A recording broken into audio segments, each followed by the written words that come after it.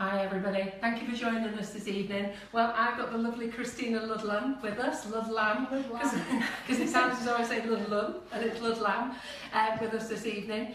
Christina's going to show us some snippets tonight from her fabulous new book. Let me just tell you about it. So this is Christina's new book. Is this your first book, Christina? It is, yes. Yeah. Well, I have to tell you, it's an absolute beauty. So, and so that you can see the picture of this cake on the book. Well, we've actually got the cake in the kitchen. So I'm just going to get John to wander around and show it you. Show its good side. Show its good side, yeah. It's good all over. So this is Christina's book, okay, and she is here tonight helping to promote her book, and she's going to show you some snippets from it, give you some hints and tips about sugar paste, and we'll come back to the cake as well afterwards. And we're going to use some Karen Davies Moulds. She's going to use some colours. She's got lots of things. She's going to show you how to make succulents this evening. She's going to use, I don't know, going to do all sorts of colouring. Yeah. And that flabbergasted and that excited. So just a few things I want to talk to you about first. So if you want this book tonight, when you're watching Christina has kindly offered to sign them for her. I actually don't know whether she offered or I've told her she did. I remember reading about it, I think, somewhere. So, because she signed mine, so I got mine in there. Best wishes from Christina, so I was ever so chuffed. So if you want to buy this book tonight and you can't jump online, Christina's only here tonight to sign them. So send me a private message, okay, and then in between this session and the Facebook catch-up, I'll get Christina to sign them up for you. So all you need to do, if you just want best wishes, Helen, you know, Joe, whatever, just put your name on. If you want a little bit more, put a little bit more on, but don't make it an essay, will you? Because you've only got a little bit of time. And if you want, you can pay me tomorrow online, or you can give the office a call and you can pay them. John, are you okay? Yeah. All right. Okay. Just gets worried. He just does some funny, strange faces, so I always get so confused. So just a few other things I want to talk about before we start. We had a young lady on last week who was putting loads of angry faces on. So just to give you an update, her dad's been and apologised. Apparently she's 9 years old and she was playing. So she apologises, dad apologises, and hopefully that's the end of that. And we won't be seeing her again till she's older, 18. So that's the young lady last week. So we've got to the end of that problem. And then I'm just going to tell you about some of the things that we're doing tonight. And which is, I've asked you if you will vote for us. What are you laughing at, John? I'm being abused. Who's being abused? I am. So I've been asking you if you will nominate us for the Cake Masters Awards. It's very important to us. We are a young company, we're new. It's the first time John and I are going to attend the awards. And we would really like it if you'd vote for us. There's 3 categories. I think there's 18 categories altogether, but there's 3 that we think we qualify for. And if you can jump on and vote, what we'd like you to do is vote us for Best Retailer, which is www.sugarandcrumbs.co.uk, and you put Sugar and Crumbs. We would like Best Product Award, and we'd like you to use Nifty Nozzles. We were a bit cheeky and we've said Nifty Nozzles /Sugar and Crumbs, but I think it's best that we go for one product. And as Nifty Nozzles is worldwide, we'd really like you to promote that one. And amazing. And our sugars are amazing as well. They are, yeah, they are. So we'd really like you to push for Nifty Nozzles for us. And Best Learning Experience, we would really like you to vote for our Facebook Live, because as you know, I give up every Monday, so does Laura. Christina's give up her night tonight. We've got lots of other people who are giving up. And John, who's pulling faces behind. Something must be going on there, because he's pulling some strange faces. It's not. So we'd like it if you would vote for us for the, what was it? The learning experience. Yeah. Best learning experience, because we do it free. We do it free and we try to bring as much information to you. I've had some lovely comments since I've been doing this, and one of the things that I'm always saying is I'm not a professional. Christina is a professional. I'm not a professional. We still make mistakes. I know you do, and we like them as well, because we can learn from them. Yeah, exactly. But I'm not a professional. All I'm trying to do is, in our 1.5 hours here, is quickly try and demonstrate things to you to encourage you to have a go yourself. I know they're never always perfect when I do them here live, and if I had a bit more time to spend on them, they would look perfect, but I do try and rush everything because I want to cram as much in as I can in on my 1.5 hours, because if we go to 2 hours, I think John's going to have a breakdown. So I've got some other things to tell you as well, so I'm going to let Christina get a word in. I'm going to look at I'm going to stand behind John's shoulder and keep popping back to Christina because I've offered to be her little Joey tonight by passing her things. And I'll ask any questions while I'm looking over on John's shoulder. So if there's anything you want to ask about sugar paste, about moulds, equipment, feel free, and let's crack on. So I'm going to leave you to it. Right. Incidentally, my book it was initially supposed to be all about using moulds, decorating cakes using moulds and mats. But I decided, and along with my publisher, that we wanted to include some other things as well. So there's not just projects about using moulds. Obviously, I do use some moulds with each project, but I also teach other things in there. So one of the things I'm going to show you today, I'm going to show you some quick moulded succulents, but I'm also going to show you some handmade succulents as well. And then maybe we can have a chat to Carol about perhaps doing some buttercream ones in a future class. So to start with, I just want to make some, yeah, Carol, did you know about that? To start with, I just want to make a couple of formers. So it's just something to dry. Let me just grab this succulent here. So this one's one of the moulded ones from Karen's Mould. But as you see, I like to dry them with a bit of a cupped shape there, so that when I place them into the plant pot, they've just got that nice shape, so they're not completely flat. Flat's fine, but I do like to give a bit of shape. And I want to do that quite cheaply, so I'm going to use a piece of tin foil and either a styrofoam ball or a domed, these are just the cupcake topper domes that I think Carol sells on the website, the purple cupcake ones. So if you place your piece of foil over the top and then just crush the sides in so that they're sort of level with your work surface. Take that out and then I just pinch around the top just to make it nice and sturdy. How do you use that? And it's just so quick and so much cheaper than using a regular former. So I'm going to make a slightly smaller one now. Super. Well, somebody's asked the question already. How much is the book? So the book is $12.99. Okay, I'm going to do that. Oh, thank you. Oh, yes. So the book is $12.99 and Christina is signing it for you. So that lady was... Oh, Caroline's joined us as well. She's going to answer questions.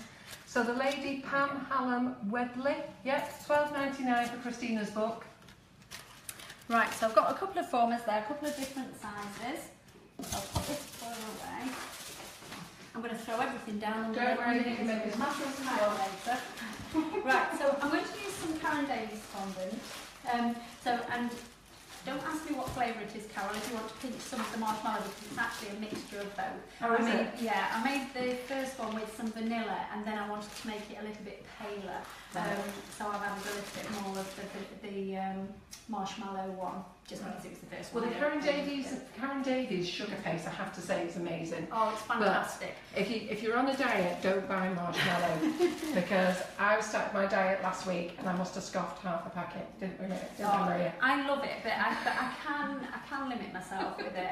But I get off on the smell. I love the smell anyway. So, but you know, I used it all throughout my book, and I use it because you can use it straight from the packet. You know, it's ideal. And you know, people say, oh, is it a little bit more expensive than it? But you're not having to faff with it. You can use it straight from the packet.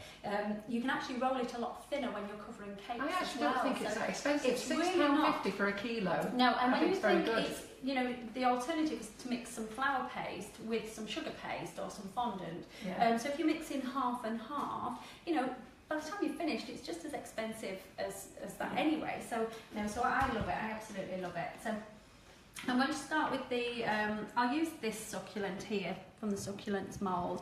What I love about this is you've actually got 3 different sizes. So you could make the whole thing, which I'm going to start with. You could make just one smaller one by just picking out these petals or leaves or bracts or whatever in the centre. Well, if you see, let's just grab one here, look. So this one I've made just by using those centre petals there, and you don't have to sort of I'll show you how to keep your paste within that section, but you don't have to. You can just snip them off when you've finished it, or you can make it even bigger by adding these extra outer petals there. Yeah, and you can see I'm just adding that little bit of shape using that cup. just helps to change them again. So let's just very quickly show you then. So a little bit of cornflour, let's move that out of the way. Somebody's saying Christina is the best. Someone's asking must how be to a order the relative. book. If you want to order the book and you want to watch this programme tonight and you want Christina to sign it, I'm happy to take a Facebook message. So message me on our page, I'll take a message, and I'm more than happy to get Christina to sign the book on the proviso you promise to pay for it tomorrow. So anybody who wants the book, just message me tonight, but you've got to message me before the end of this session, and Christina will sign them while we have a quick coffee, and then in catch up we'll come back and make sure we've got everybody. So it's $12.99 the book, okay, and that's all you have to do. I was just going to say with this, so you saw I used a quick sort of rocking action just to push my paste into the points of each of those. I don't think they're called petals, are they? Are they bracts or something on a succulent? Succulents are known for being quite fleshy plants. Yeah. You know, so there's a lot of sap in there. But anyway, so I've pushed it into the corners. I'm going to call them leaves.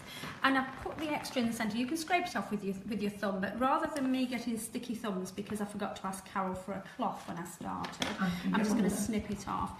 So just bring that slightly flatter. Now, whenever I'm using moulds, I just smooth in around the edges just to make sure there's no excess over the edge of the mould, so I get a nice clean edge, and then just give it a little squeeze. And you can see, because the paste is so perfect for moulds, it's already coming away. Your paste literally jumps out of your mould.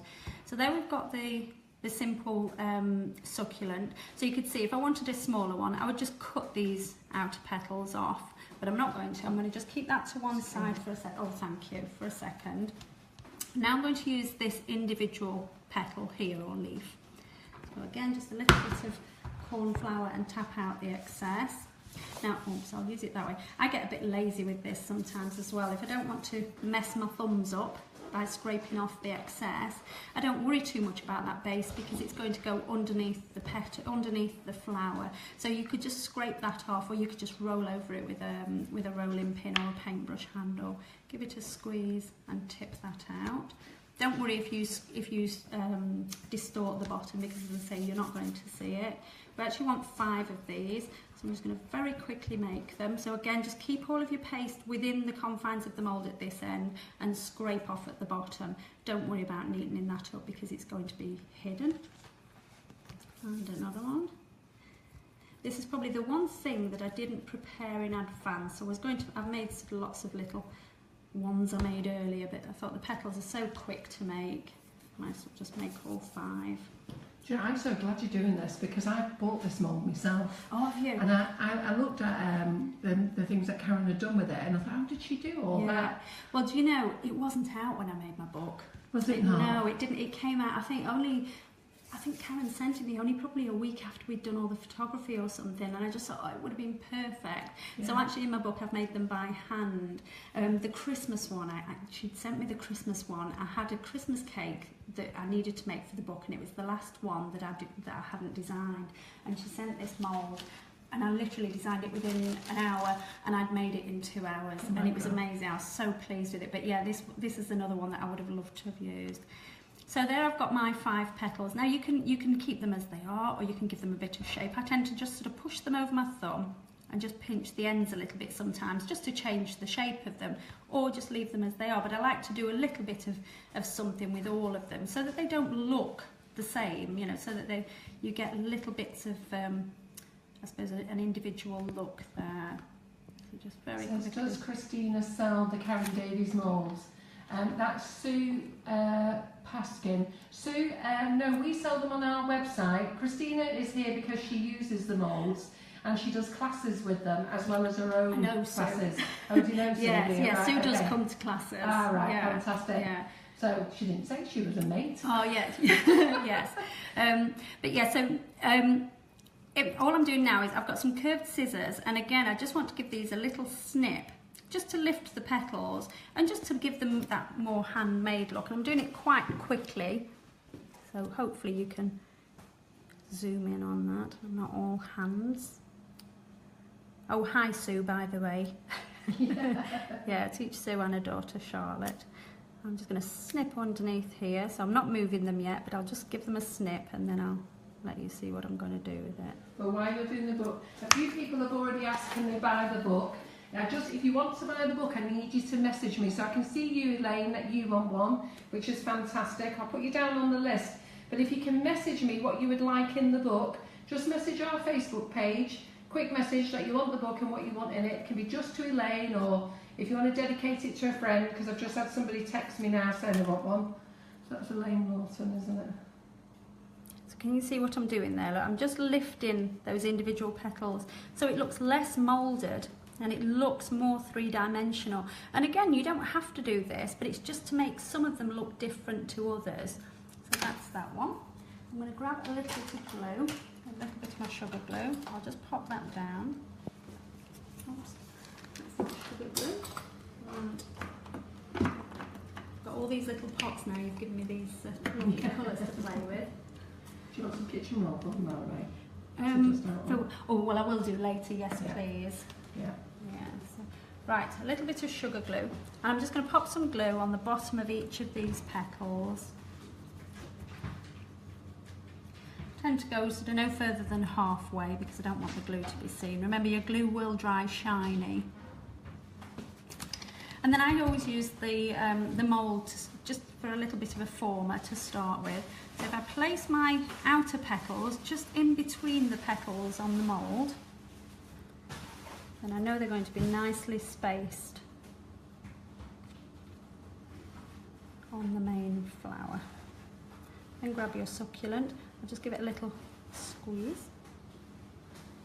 Place that on there.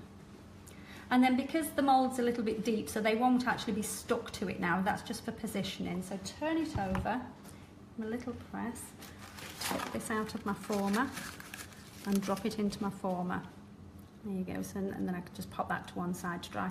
You know, if one of the petals looks like it's tucked behind the others, you can just give it a little nudge. Well, that's amazing. And it just looks different again to the straight from the mould version. The straight from the mould's fab, but if you want to give them that handmade look, it just gives you a few alternatives. No. Right, somebody's just asked, is sugar paste the only thing to use on this? No, Great no. question. I mean, you can use marzipan, you can use flour paste. If you're using flour paste, I would tend to mix it with a little bit of sugar paste. You know, we know that Karen's moulds work great for crafts, you know, for paper crafts and clay and that sort of thing. But obviously, if you're doing that, then you don't want to cross your crafts over and use them for edible products. That's quite interesting that you said marzipan. I would never have thought of using marzipan. Yeah. And I used to love those marzipan The fruits. Yeah. Yeah, me too. Yeah. I had to make them as part of my sitting girls in college. Yeah. And you know, you get your little nutmeg grater to make your orange peel. But yeah, so marzipan and chocolate or modelling chocolate. You could use melted chocolate. You know, you could melt chocolate into these and let them set. You could even use them for ice. You know, to make posh ice cubes, but of course that's good, isn't it? Yeah, but you'd have to wait for them to set, of course. Exactly. So, you don't have to do it yourself. yeah. But I suppose the buttercream flowers one would be good, Yeah. because you know you could put a little bit of food colouring into your water and pop them in. But, so again, I'm just snipping that back off. So you saw with this, I've just sort of kept the. Sorry, I'm working a little bit quick because I want to try and fit a lot in tonight. Yeah, don't worry, they're used to it. They can always watch it again and slow it down. But I'm just moving that paste so that it stays within the mould there. But just in case you're in a hurry and you don't want to be doing that, you don't want to be faffing, I'm just going to sort of take it over the edge and show you what I would do if I'd not sort of neatened it up. Give your mould a squeeze, take your paste out, and then just get your scissors and snip underneath to snip that excess paste So away. Michelle Smith, quickly, it's a Karen Davies sugar paste, but as Christina said, you could use marzipan, you can use any other sugar paste, flour paste. If you're using other sugar paste, so you know, a supermarket brand, I would recommend you always put a little bit of Tylo powder, so CMC or a strengthener in there, just to thicken your paste a little bit. It will just help to prevent it from sticking. Karen Davies is watching from the pub. Oh, is she? Is Gary still with her? I've got a feeling he probably is. So there you go. So there's just a simple one. There's one of the smaller ones, and here's the same thing when it's been snipped and shaped in the same way as I did the big one. And obviously we can add some colour to that, but I'll do that later when I've made some handmade ones. So that's those ones. Incidentally, I didn't mention the colour. So to get this sort of eucalyptus colour, so if you mix any green, So here we've got the colour splash forest green and colour splash black. If you mix just a pale green and then add a touch of black to it, so it just gives it that silver green colour. You don't want it particularly dark for eucalyptus, but you could also add a little bit of a turquoise colour. Is there an aqua or something in the range, something turquoisey? We've got a jade in there. Yeah, so anything like peacock. that. Actually, jade was lovely because yes, I had a jade from the NEC. But yeah, so a little bit of jade with a touch of black in there, and it would just knock that colour back a little bit and give you that silvery colour. And again, you can change those colours later when we're adding some powder colours. So well, your book's selling well. Got lots of people asking, can they want one? Oh, I have to sharpen my pencil then, ready to start. Yeah. Scribbling in. Did you bring your best pen? Yeah. Keep one in there somewhere, I think. Right, so I'm going to switch on now to doing the cutter flowers, or the cutter succulents. I'm going to move these out of the way for a little while. I'll put them across here. So for the cutters, or the cutter flowers, I'm going to use a little bit of flower paste. So I've got some flower paste here, and I've mixed it 50-50. So I've got some Karen Davies fondant in there, and so it's half and half. So a ball of Karen Davies and a ball of flower paste. So flower paste will just mean that I can roll these much thinner. I could just use some extra Tylo in Karen's, so although Karen's has already got a strengthener in it, because I want these to dry a little bit quicker and to set and to hold that shape, I prefer to use a little bit of flower paste just because I'm impatient. But I could always just add some more Tylo to Karen's paste and just knead it up. So to about 250 grams of paste, I'd probably add another half a level teaspoon of Tylo, and then just knead it in. Probably put a little bit of Trex on your hands if it's a bit sticky. Knead it in, and after about 10-15 minutes it should be strong enough for you to use. But as I say, I've mixed flour paste with this one, and I left the flour paste in the bag so I remember which one I'm using. For succulents, I tend to mix either a green, sort of a eucalyptus type colour, so with the green and the black, or I'll do a burgundy. So, you know, the Bordeaux is lovely.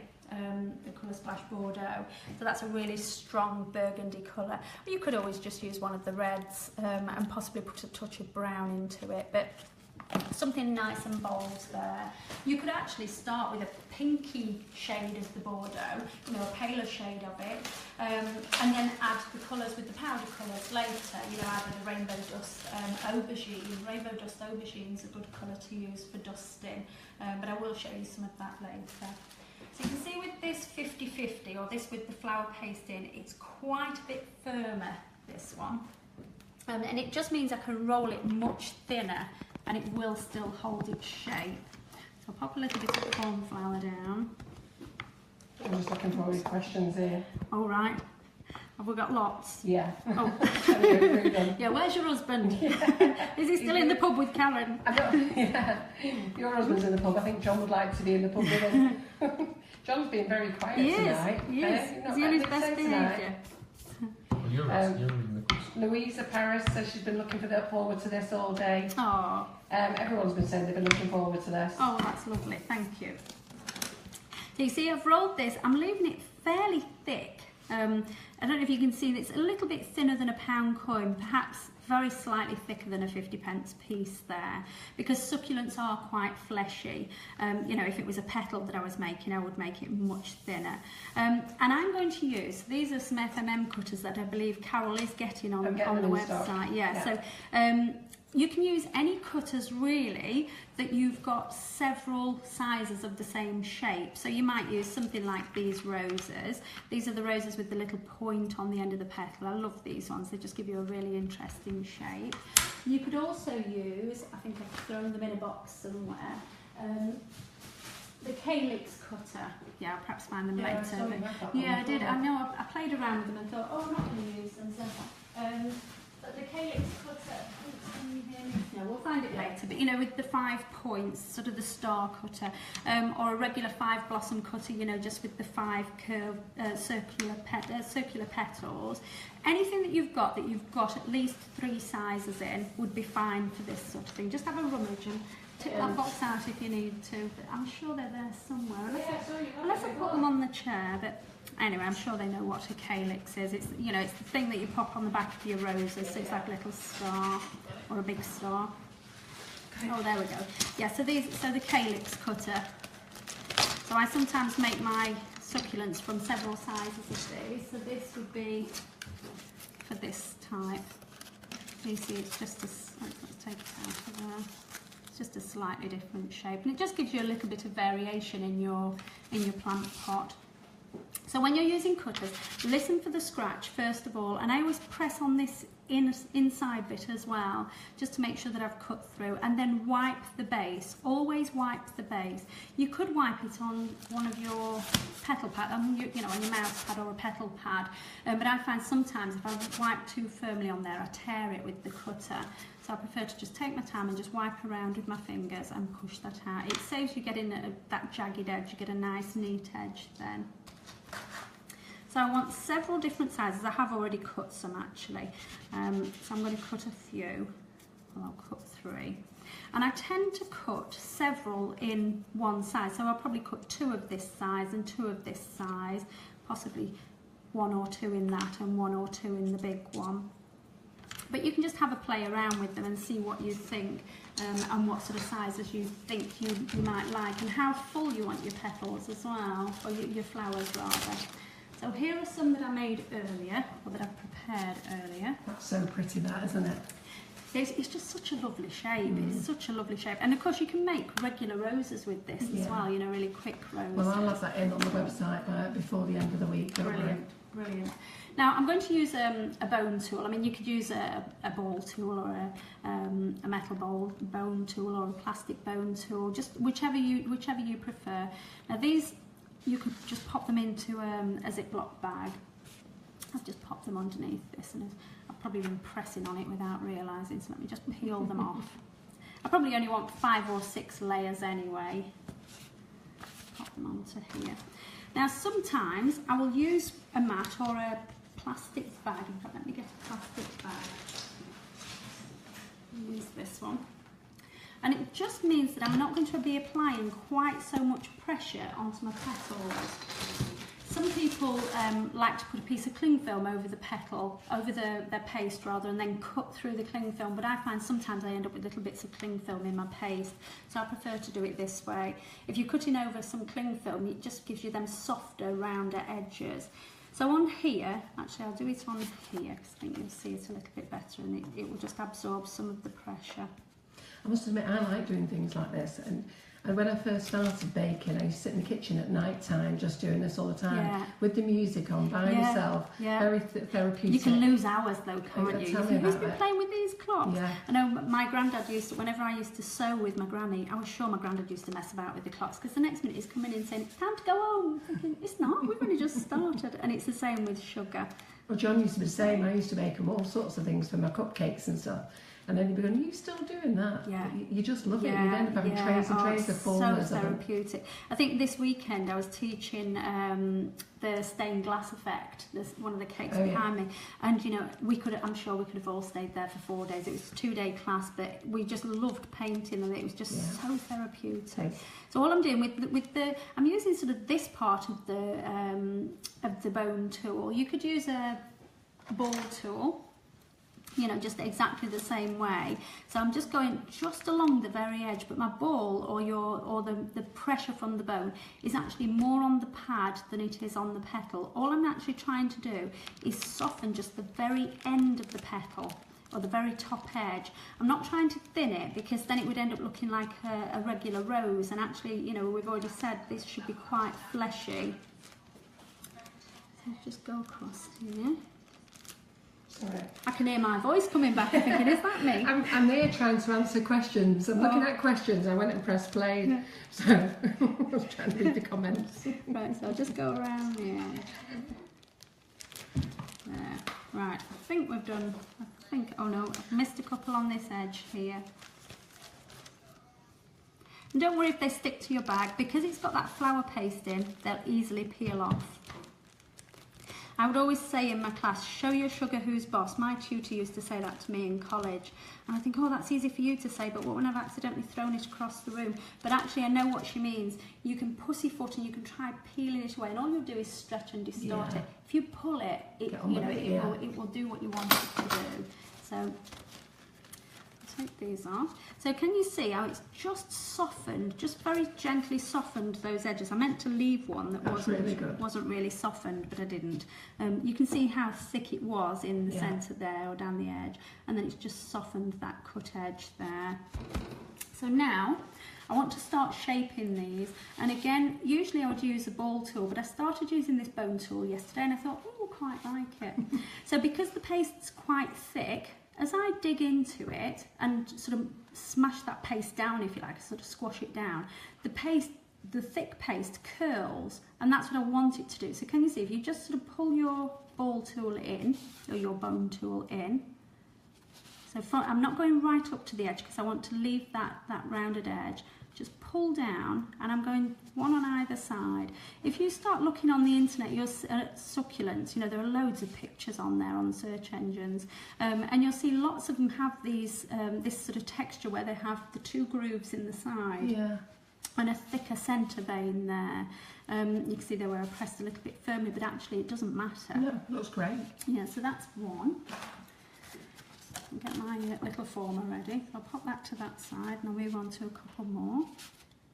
And you know, once you're making lots of these, you'll actually start working really quickly.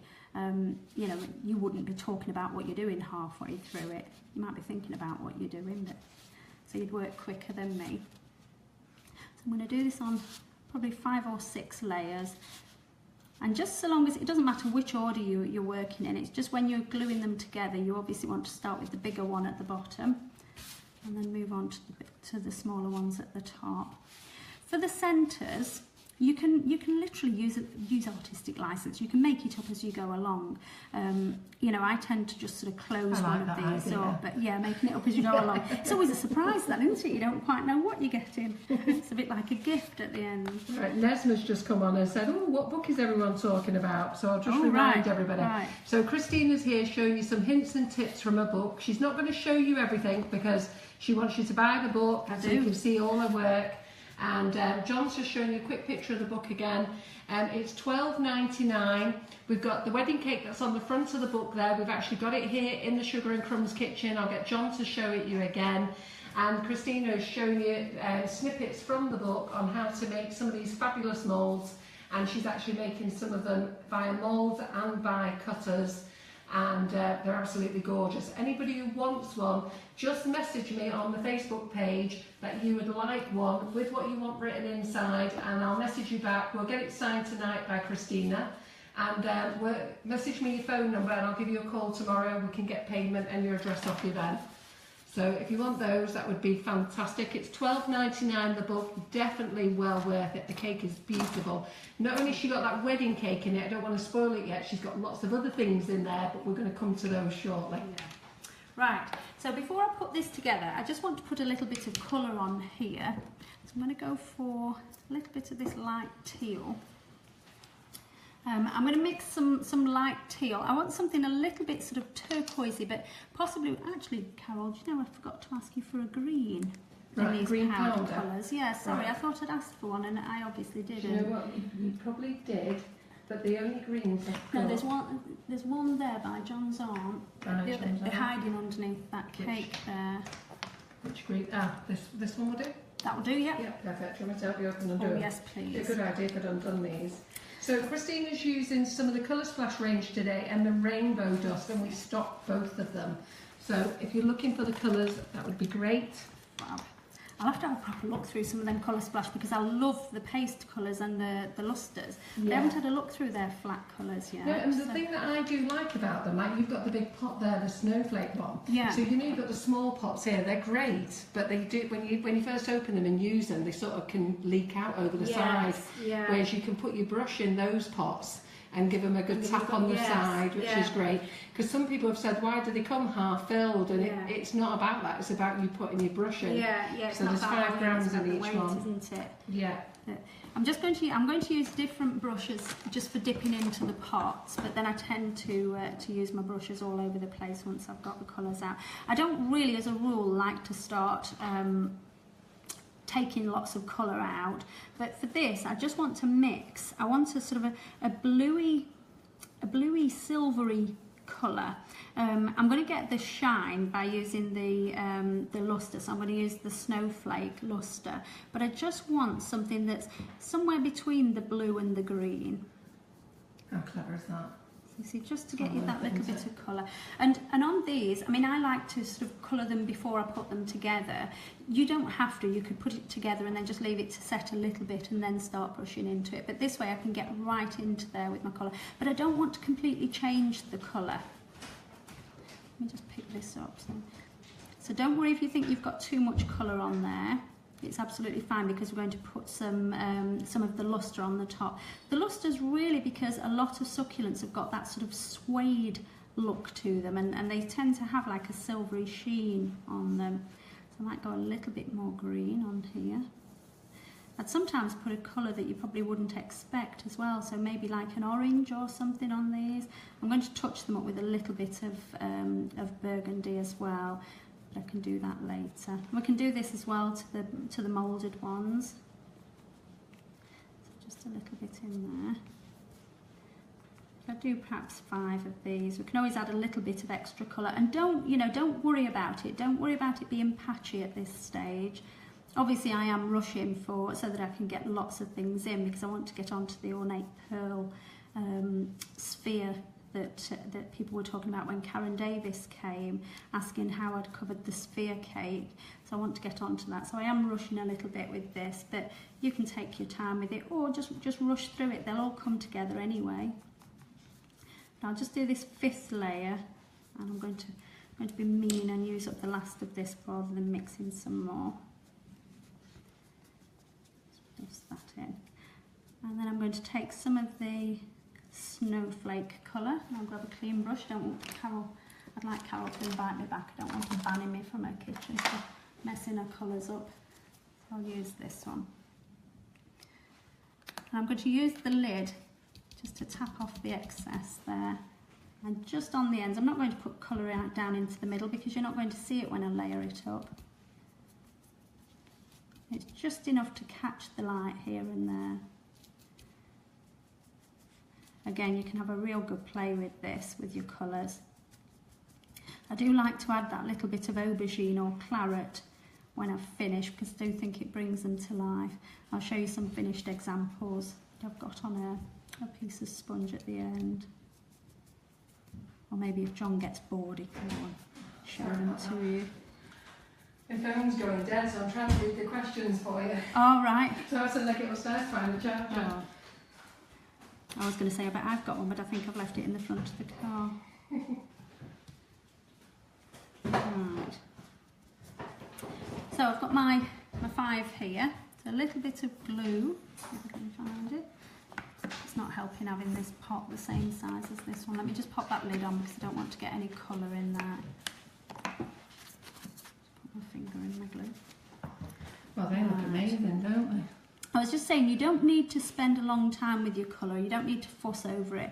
And because we're going to put some, when I've sort of curved them up, I'm going to touch the edges, and I'll probably put with a little bit of colour, and probably even put some burgundy on there. Give that a press in the centre, and that's really just making that those outside ones a little bit bigger, and it just gives me a little bit more room for when I'm cupping them together.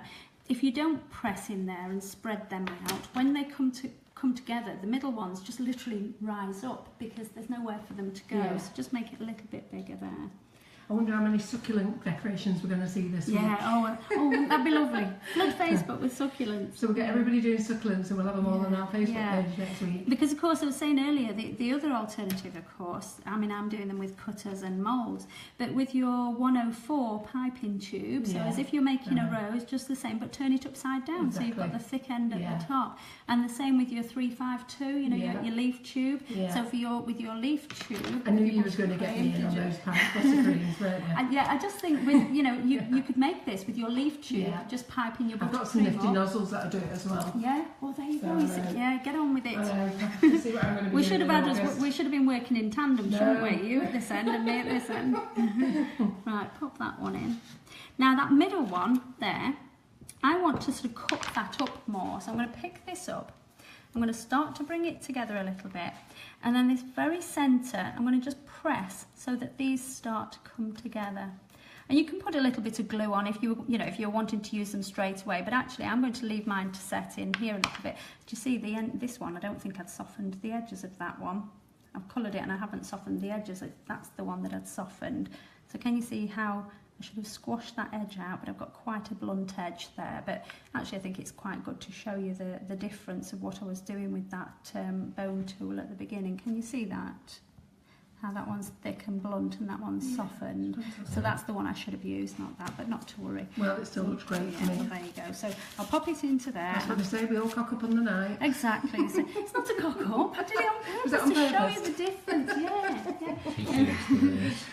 Here's Well, what not everybody to will be do. really happy now, so when they forget to do it. Yeah, well, the teacher did that as well. I'm just going looks to pop good. these on and then I'll grab some of the aubergine just to touch those edges up. I don't know what I've done with that other lid, but a little bit of aubergine. I probably would put another green on there. You know, I'd probably use something less bluey, or maybe something with a yellow base, like the lime or something along those lines. I've got a lime here. Well, I won't use it now, but because I have to go back to that. But I'm just going to put some burgundy on now. Let's see if I've got a brush that's only had, or some. What's this one? Aubergine. So the aubergine's got sort of a smoky sort of tinge to it.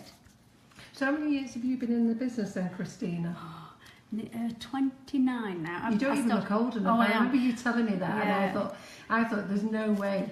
Yeah. You don't even look old enough to Well, have been doing it that long. I had my son when I was 28. Let me just mix a bit of this red in with it.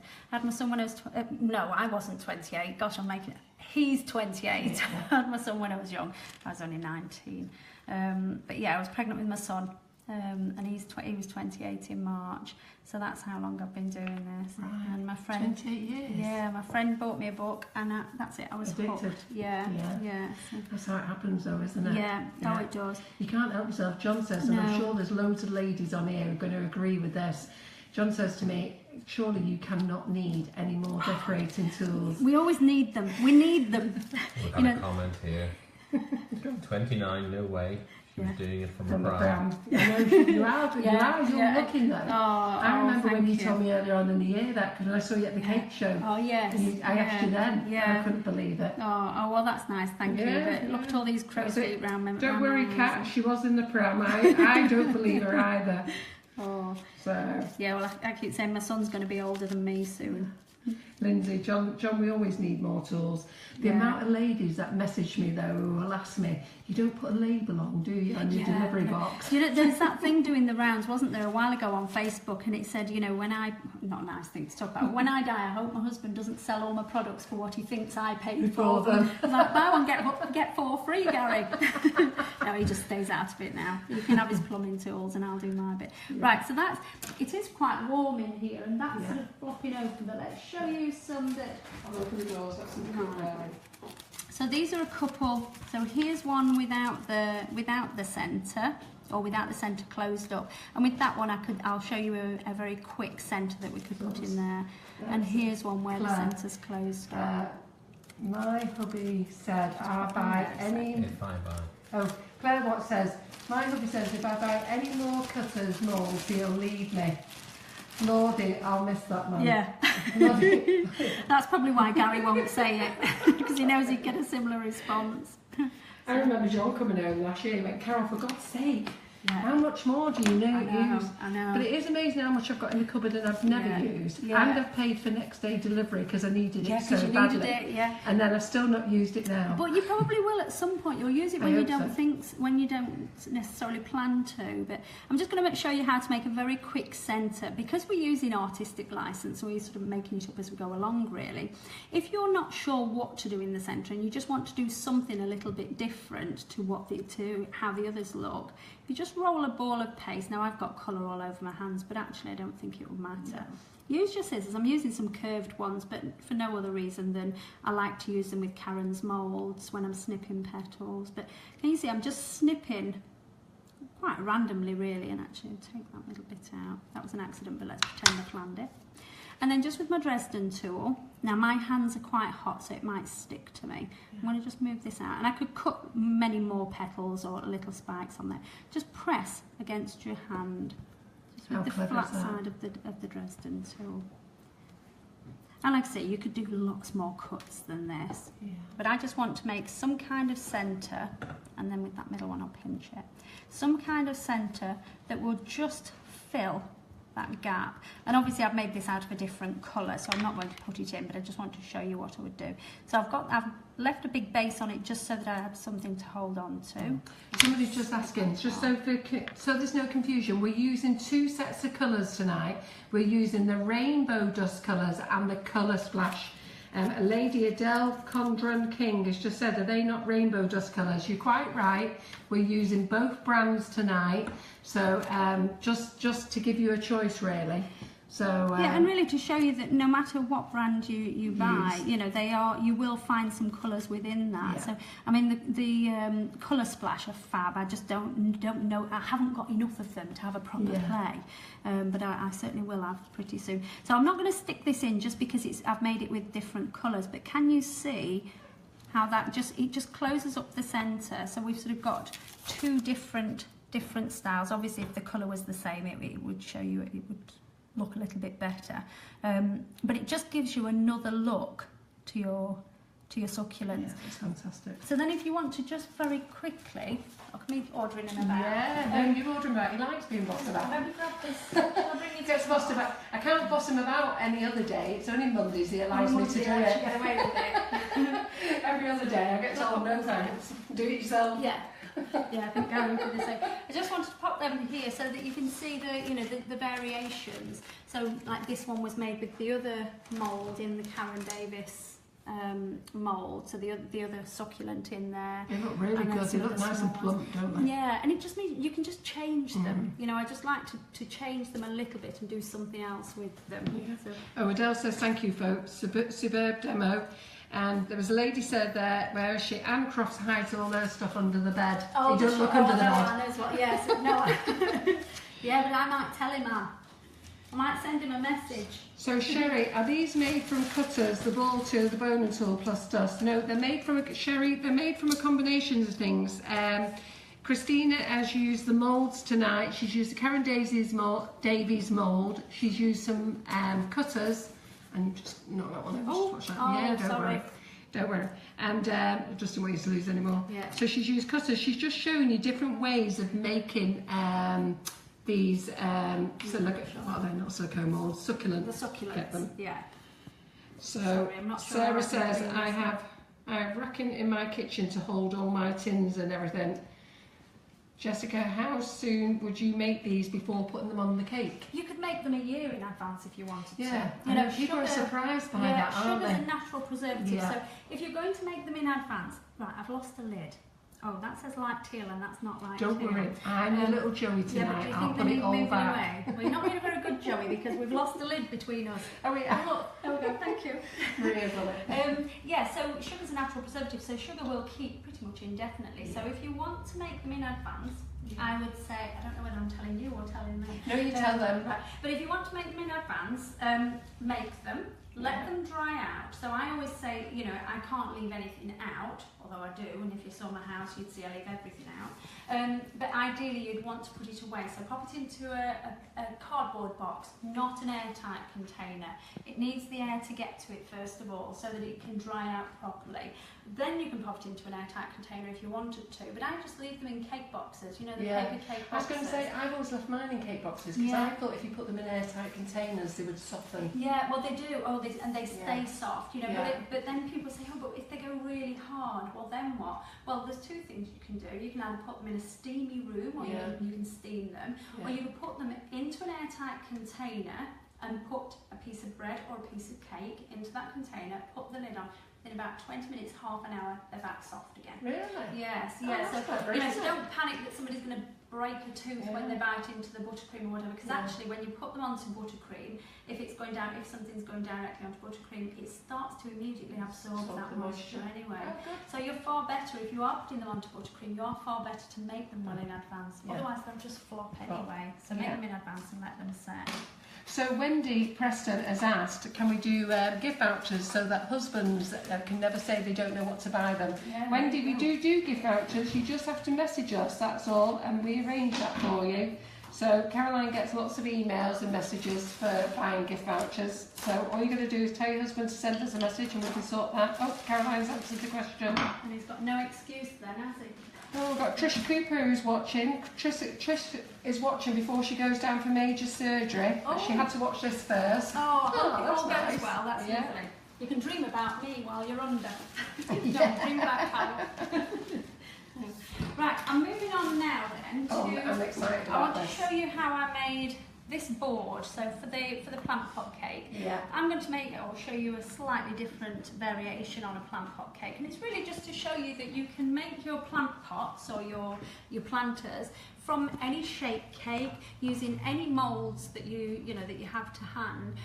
There's so many of Karen's moulds that just lend themselves so well. I was going to say, so I never thought you could use the rustic knit on no, their plant I pot. How do you know, good's but I that? was so spoilt for choice, and I've made quite a few of these. I Yeah. made a couple of different ones for Karen's stand now. You Yeah. can see it when you go to the exhibitions and things. I made this one for my book. I make another one in a class, and you can make sort of watering cans and things in the same way. So this is just two. Well, 6-inch also they love cakes. it. Yeah. Oh, well, that's nice. Mm. This is two 6-inch square cakes stacked on top of each other. So I've put Yeah. my ganache in the centre. Actually, that's a lie. This is a dummy. But when I've made it in cake, it has been. But Yeah. this, of course, has been to the publishers. It's over a year old now. Yeah. So you'd stack two 6-inch cakes. They can be 4 layers, so 2 layers with jam and buttercream or whatever in the centre. Stack them together, but put a smaller cake card between the 2 cakes. So if you've got a 6-inch on the bottom, then put a 5-inch cake card, put some dowels or some big thick bubble straws, because it's not a terribly heavy cake, but down into that bottom cake, then put a 5-inch cake card centrally on top of that 6-inch cake, then put your other 6-inch cake on the top. Then if you turn the whole thing upside down, so let's imagine this is square, Yeah. no it's not, it's round, but this is the same, 2 6-inches. Yeah.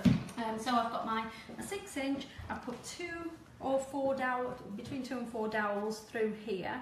Then I've put a 5-inch cake card in the centre. Then I've stacked my next cake on the top. And you can put some more dowels in if you want to as well. It just means that your cake, when you put the flowers on the top, it's not going to squash down and you end up with that cake with a waist. How would you go on cutting it sweet though? Well, I'm going to show you. I'm going to talk you through it now. Good. See, you're trying to run before you can walk. Yeah, well, I Because know at the minute we've got a cake that's sort of got these parallel sides, so you've got a 6-inch on top of the 6-inch. Yeah. But we want to trim this down, be it a square one or a round one. We want it to have a tapered base. So at the minute we've got the cake upside down.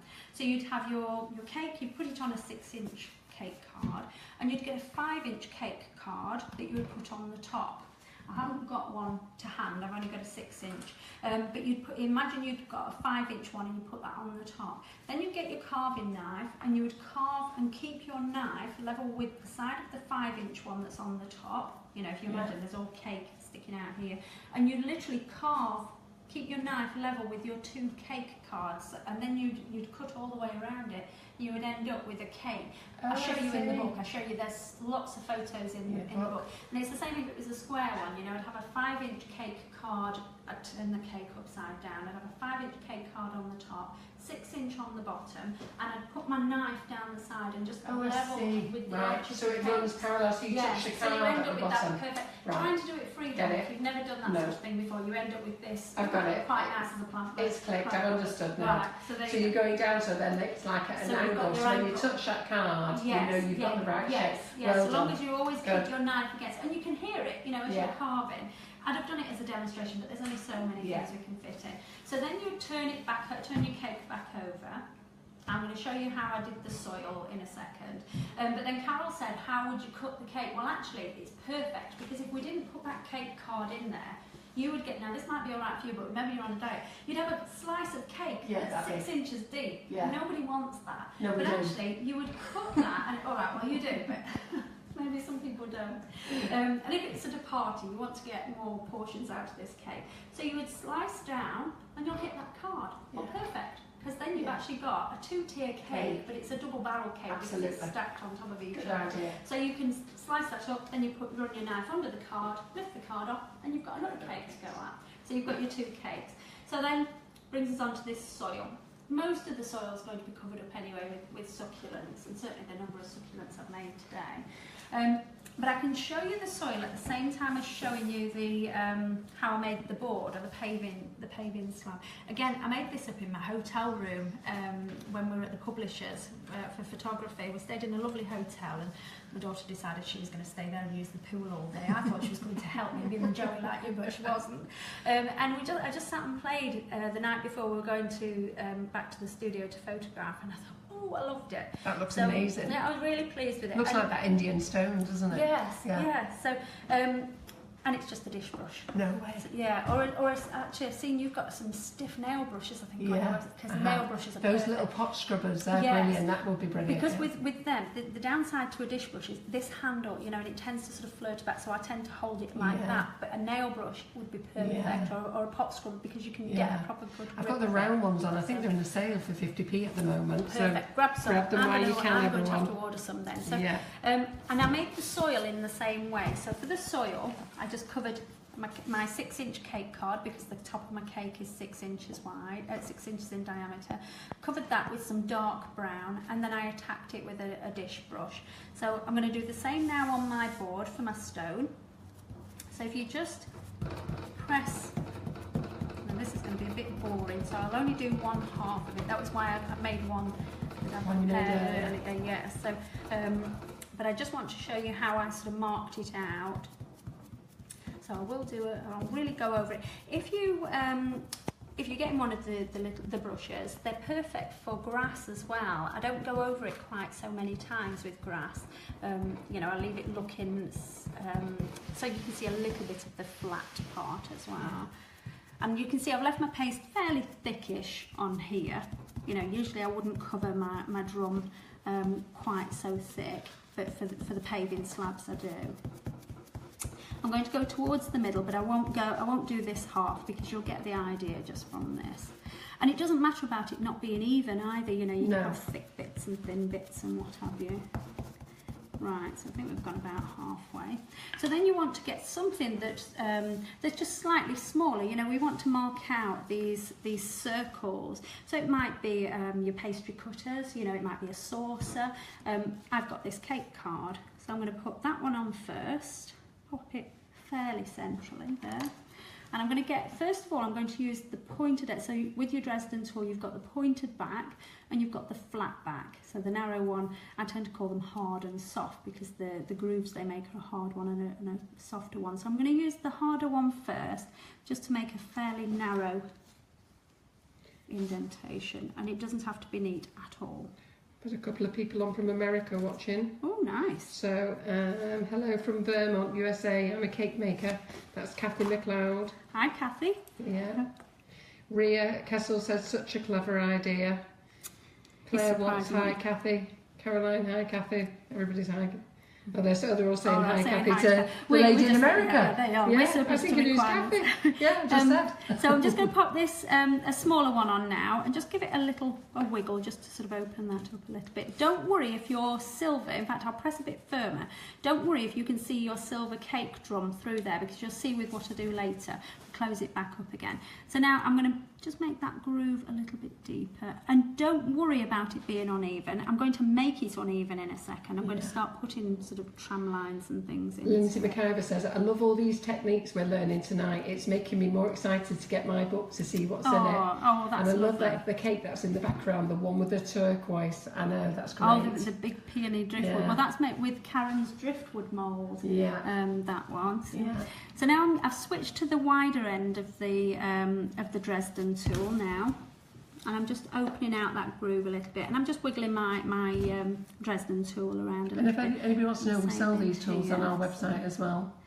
You know, Dresden tool, I don't know where I'd be without it. People always say, what's your favourite tool? And I think, apart from my hands that are fat and I don't like them, but they are a good tool, Dresden tool. Well, I put a new section on last night, Sugarcraft accessories.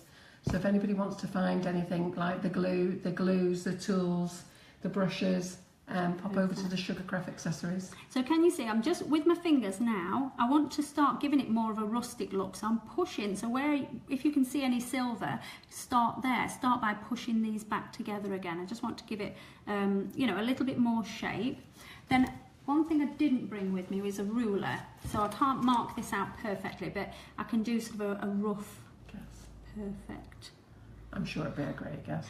But then again, it's meant to look rustic, so we Yeah, don't want it nice and neat. no, exactly. I've got Indian paving stones outside, and none of them are even. Well, I'm going to pretend Gary's done it, so I'm going to dig a couple out in a minute, because he never finishes anything. Poor Gary. Oh, do you know? It is half done. Yeah, yeah. Oh, yeah, they are. Yeah. This is one Gary did, obviously. Yeah, you know, I mean, bless him, he's built my new classroom from scratch by himself. How many students can you get in your class now? Well, actually, I could get probably 8 or 10, but I wouldn't, you know, I'm sort of going for 5 or 6. I regularly have 4. But actually I've started to regularly have 5 or 6, and you know, and it works well. But I think any more than that, I can't really give them the attention. Oh, they're all feeling sorry for Gary now. Oh, bless they're him. Going, poor Gary, stop picking on poor Gary. I'll stop picking on him. Let's start picking on John then. Yeah, let's. Yeah, Gary's not even here and he's getting it in. I was glad the target had moved for me for a change for a week. Oh. So I'm just going to start now separating this next row. So I'll probably go in about the same place on this one. So I'm just using the narrow end to start with, and then on this outer one I'm going to go in here, so sort of halfway. You can have a proper play with this, you don't have to do what I'm doing. What I do, I won't do the back. What I do though is here, because I don't like these sort of sharp corners, so I start off by getting rid of those, making it look a little bit more worn, and then start to put a few little. And you just thought of this one night in a hotel room. Yeah, and I was just playing. Christina, there's better things to be doing in a hotel room than but I was with my daughter, making. and do you know, funnily enough, I'm going to swear now, I don't watch Bake Off. I'm sorry, I just don't. It's just not. Do you know, I can stress myself out over my own cakes. I don't need to watch other people getting stressed, so I don't watch it. And because I've got Grace in the hotel room with me, and she's saying, "Oh, Bake Off's on," and she said, "Shall we watch it?" And I thought, "Oh, I haven't got a heart to say, Grace, I don't watch it. I'm not interested." Well, talking of Bake Off, we had Louise Brimlow on the other week. Yes. And I didn't come into cake decorating until 2013, so it was 2014 before I watched the first series. So I've gone right back to series 1 and watched them all. Yeah. I'm up to series 6 now. I'm driving John insane because the only thing he sees me doing at night time now is watching the Great British Bake Off. Yeah, well, I mean, Grace, she really enjoyed it, but she started now, I'm going off on another one now, but she kept saying, "Oh, you've got to watch Poldark," and I'm saying, "No, I'm not interested," and then she's saying, "Oh, you've got to do that," but I haven't got time. What about your classes based? I'm in Derbyshire, so I'm just by junction 28 of the M1, so we're in a little village called Riddings, which Do you want to mention your website so that people can come on and book the classes? Yeah, so it's Cakey Bakey Art. So it's cakeybakeryart.com or .co.uk. I tend to use the .com, but .co.uk. If they search Christina Ludlam, would it come up that way? So long as they're spelling Christina Ludlam right, yes. But yeah, Cakey Bakey Art is where I am. But yeah, so I'm in Derbyshire. And do you do many classes a month? Yes, I do actually. And to be honest, I do more than what will be advertised on the website, because quite often people will request something, and if I've got 3 people already wanting, you know, it might be from a particular class, and somebody says, "Oh, I want to do such and such a thing," and if I've got 3 people, I don't tend to always put it on the website because I think, well, it's full enough, you know, and that's fine. So it's always worth, if there's a particular class you're wanting and you can't see it on the website, just drop me a message or on Facebook, or drop me an email. And I could right, Caroline's put your website on there for you, www.cakeybakeart.com. You can't say it now, can you? No, I can't. I'm too busy practising Ludlam. Oh yeah, get that one right. You know, my maiden name was Taylor, but when I was younger they called me Tina, as my mum's called Christy, so Tina Taylor was just horrendous. So I've gone from that to Christina Ludlam, and it's just a bigger mouthful. Melanie says when she hears Derbyshire, she thinks of Pride and Prejudice. I love that programme. Yeah, me too. That's my holiday programme. In fact, I was going to talk about it yesterday. It's the one time I'll stand for 6 hours and iron is the day before I go on holiday, and it's always Pride and Prejudice. In fact, we were talking about it in class this weekend. Sarah Williams has just said, "You can tell engrossed we are in watching because the chat is quiet. I'm loving this tutorial. We see the stained glass the stained glass tonight? Will we see? Will we see the stained glass tonight? You're not doing that tonight. No, I've not got time to do the technique. We can show them the. Yes, that means they must be bored with my classes because they chat away. Do you see with this one, so the difference between this one, apart from the fact that it's finished, here's one I did, here's one Gary did, is I've just added some more dusting colours, that's all. So I've just brushed some powder colours onto how there. effective does that look? And it just brings it to life, doesn't it? One little tip on here, when I was adding colours, so I used some greens mixed with some oranges to give me some, because you don't tend to get many browns. I mean, there is the chocolate, but you don't get many browns, I suppose, because a lot of these dusts are made for flowers, for wide sugar flowers, and you don't tend to get many brown flowers. I'm assuming that's it. You could use a bit of cocoa, but I find with cocoa it gives you almost a white sort of dusty look, so I prefer to use colours. But so mix what you've got, so the oranges mixed with some khaki greens and things, you know, and have a play. If it looks too bold, and you know, this one did last night when I started brushing the colours on, it wasn't last night, it was this morning, it feels like it was last night. I just got some cornflour and dusted the cornflour over the top, and then just got a clean brush and dusted over that again just to take some of the colour off. And you know, and I just like how it sort of collects in all the I think it looks amazing. So, and it's just different, isn't it? Dawn Reeves is on. She said Christina's classes are amazing. I've been a couple of times. Oh, thank you, Dawn. Yeah. So guys, what did you think of that cake board? So all the love hearts are coming. So what do we think of the succulents, everyone? Come on, show your appreciation. What do we think of that lovely cake board? All done with a pot scrubber. And we sell them on our website, 50p, I think they are. Yes, and don't look at the mess I've made. Yeah, definitely get some there. For 50p, I'm going to be on your website. Oh, the love hearts and likes are coming. Oh, that's nice. That's what we want. Just very quickly about covering your boards, you know, and incidentally, you know, I am calling this a drum. Usually the drum is the one that's about 12 millimetres deep, and your board is usually about 5 millimetres, and then you've got your cake card that's 1 or 2. I always cover my boards or my drums because, and I always did when I made cakes for a living. I don't sell cakes now. I take on the odd commission, but not many. I've got a family. Trish says she still loves me. Oh, well, they are. They're all engrossed in your classes. They talk through my classes. They'll talk to you tomorrow. But yeah, I always cover always covered my boards and still do. But I used to do it really as a little bit of a gimmick. You know, we all struggle with pricing our cakes and things. And I think if you cover your board, instantly it goes from a 6-inch cake to a 12-inch cake. You know, the whole thing is the cake, and then I think you feel a little bit less concerned about charging what you want to charge for it, because you're actually handing over something that looks more substantial than just a little cake on a big board. You know, you're bringing the board into the design, and it gives you somewhere else to play as well, you know, to add other things. So on here I've just added a very simple hose pipe, a little bit of piping gel down here, you know, rolled up some extra paste here just to make the pebbles. And actually what I did use in here, because Karen's succulent mould wasn't out and I didn't even know it was going to be out, but I wanted something in there that I could use moulded wise that would actually give me a bit of filler, if you like. Yeah, it would just fill it out. And it was initially going to be to start adding the flowers, the succulents on top, and it was going to be a base, but then I didn't want to cover it up. I really liked it. This ornamental cabbage, and it's actually the Karen Davies peony. Oh, is it? Yeah, and I made it in just a cream colour, a creamy yellowy colour, and then dusted the centre with pinky reds. Well, and we sell that one as well, guys.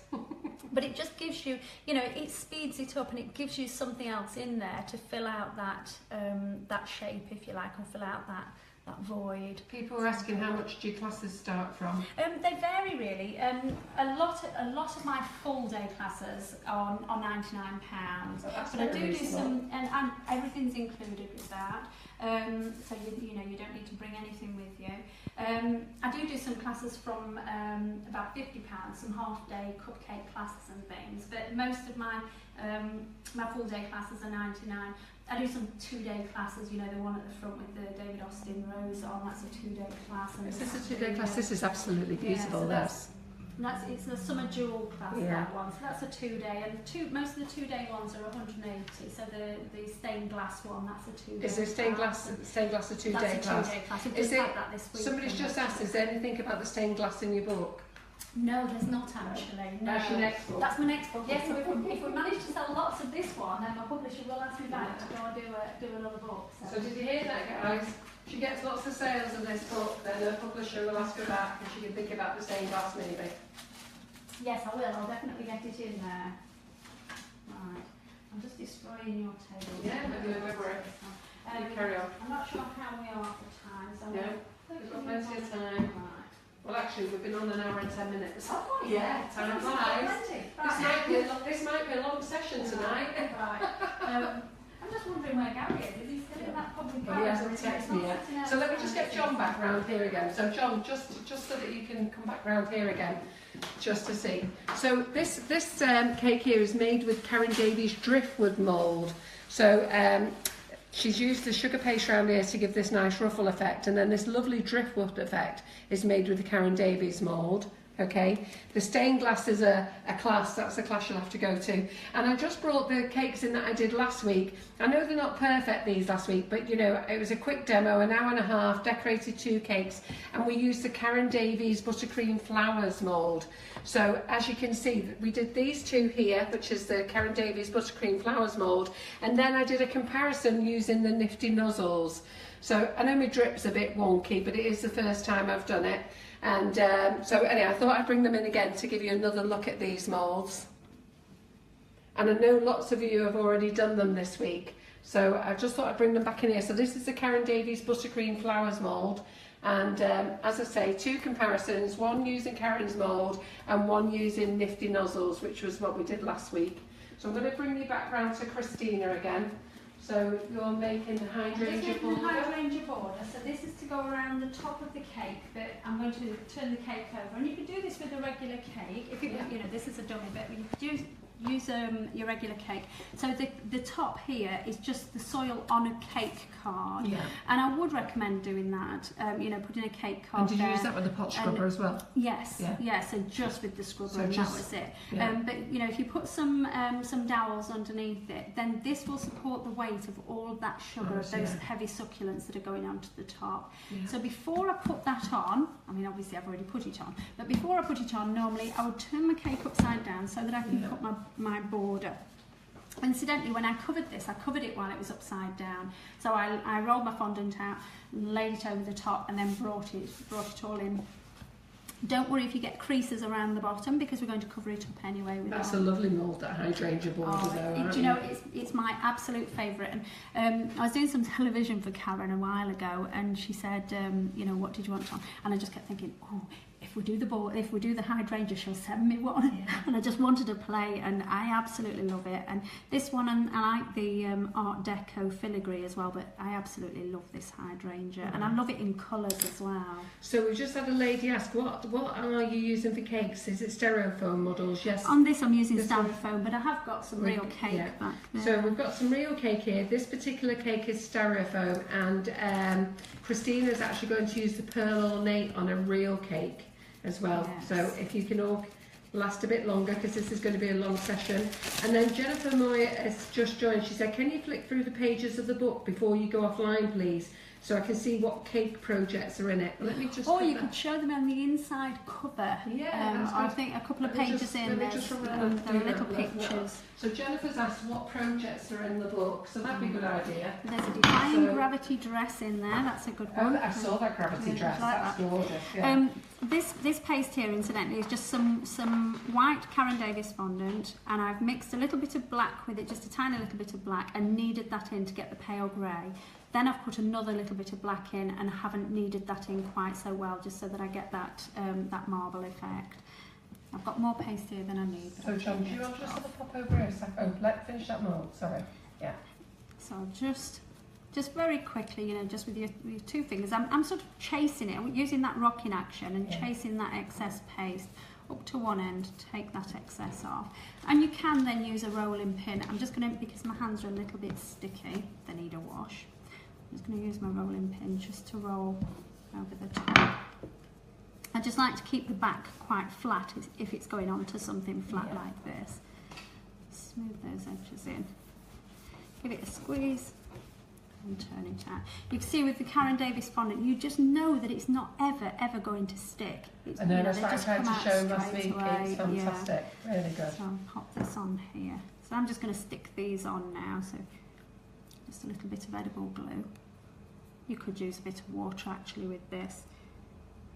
Find the edible glue dries quicker though. Yeah. So when you're standing it back up the right way around.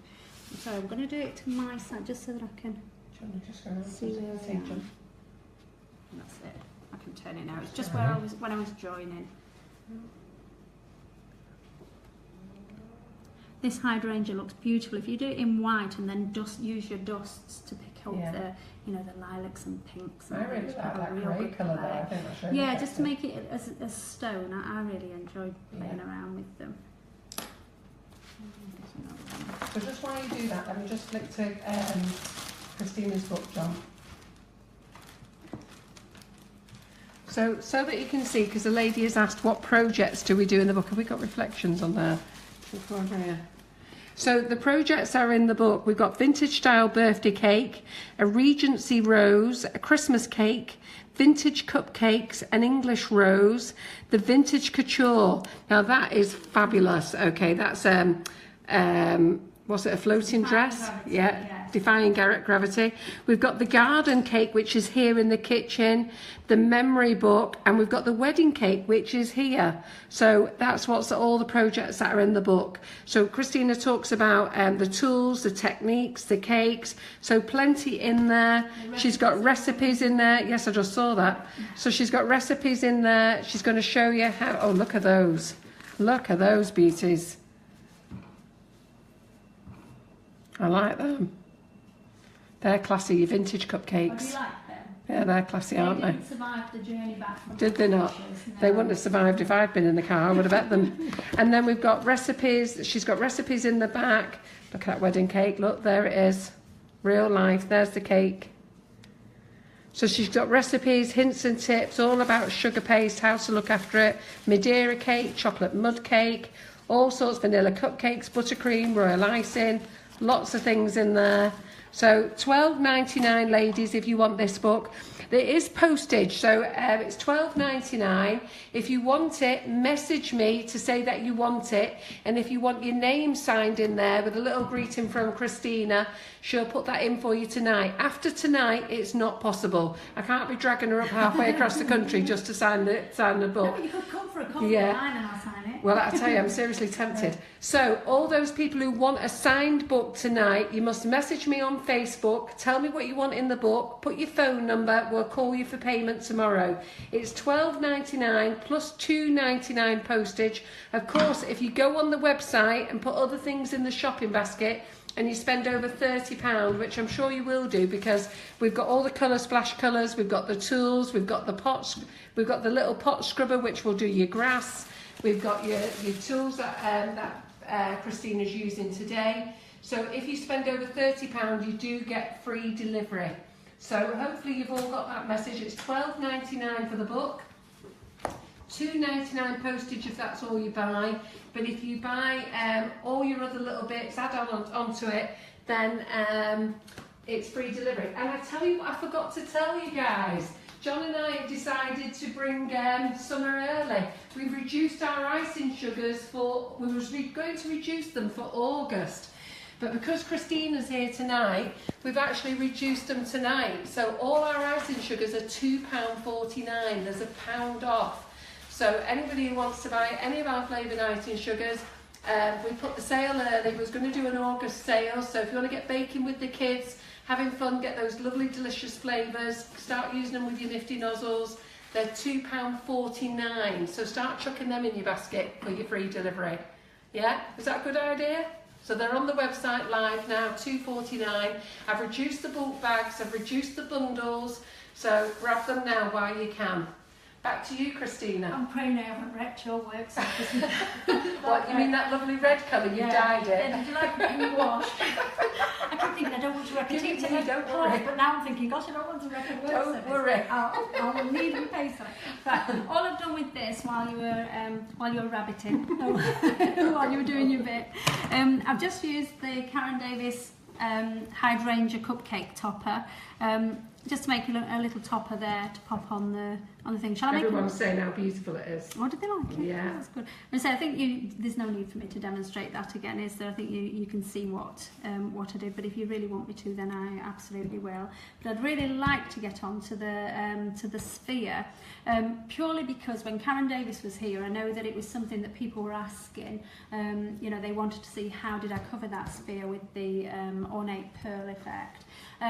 This one I'm going to, maybe I'll get Carol to stick the flowers on when we have our little break in a little while I'm signing books. Just glue them on anywhere, just so that you can see this finish, and we'll pop it onto the board and things. I'll pop it on there now anyway. So would you just sit that on the board, or would you glue it on? I would glue it on, or I'd pop some royal icing on. Yeah. Or, you know, if I didn't have any I've always got royal icing to hand, but if I didn't have, I'd just mix a little bit of my fondant with some water, really break it down. You know, you can pipe with that as well if you wanted to. Just break it down with a knife to a soft consistency, and then pop it on. And it's good if you do that. You could always mix the same colour as either your cake or your board. Then if some seeps out, it won't matter. You won't see it. No. It just, you know, it's also good for repairs and things. So don't worry if you can see the edge of your cake in here, because you can put your flowers and your succulents and leaves and things. Well, we'll put some succulents on it in the catch-up. Yes. While you're signing all your book and everything. Right, okay. So what are we on to next? So I'm going to go on to the last thing, which I don't know if you want me to clear some of this. No, don't worry about clearing anything. Oh, where's my... Oh, it's there beside of John. Let me pass it in. Just 1 second. Right, so finally then I'm going to, because people were asking about this is real ornate cake. pearl. Yes, and I'm hoping it's not gone too soft, because I should have put it in the fridge really, thank you. Oh no, it's okay. Maybe. Right, so there is some ganache there, but I don't think I'm going to need to use it. I think I should be able to, and I am touching this. Nobody's going to eat it. I'm going to make sure they don't. I'm going to touch it some more. But all I would do with this, so I've baked it in the hemisphere tin. So I think Carol, you do the We've got the tin, don't you? 3D. We've got the 3D football tin, which comes in 2 half domes, which is great. Because explain what you've had to do today. Well, I've only got one in this size, and I didn't want to make the bigger one just because I thought it'd be quicker to cover in the Facebook Live if I did a smaller one. Not thinking I've only got the one hemisphere, so the half sphere. So it's only one piece. So I had to bake this, and believe it or not, each half took 45 minutes in the oven. So, and I thought, oh, I'll do a spare as well that I've left on the side at home that completely forgotten. But yeah, so I've literally taken all morning. It was getting on for 4 hours by the time I'd mixed the mixture and made them. But anyway, I've just put some ganache in between the 2 layers. I've chopped a little bit off the bottom. I had could you just pass me that done? Well, the good thing is, if you want to know, we sell the Wilton sports ball or 3D ball. It comes in 2 halves. And you get the base. I was just going to say, and the good thing is you get the 2 bases, because there's nothing worse when the half dome and it's wobbling. I had to put this inside a 5-inch cake tin as well. That's what I do. And then the thing is as well, if it slips slightly, there's not much you can do because it's stuck inside that tin, and it was hot, and it was just, it was a fan. And I moaned at the dogs a couple of times, because every time I stepped back, the dogs were still wandering around in the kitchen as well, and just because I'm only making it for here and it's not being eaten. But anyway, so you can see I've done the same thing. This is a dummy, but I've just cut the very bottom bit off there. Don't cut too much off your cake. I've done exactly the same with the cake, and it's just so that it doesn't roll around while I'm trying to cover it. And I've just popped a bit of ganache underneath there, and I've secured it to my board.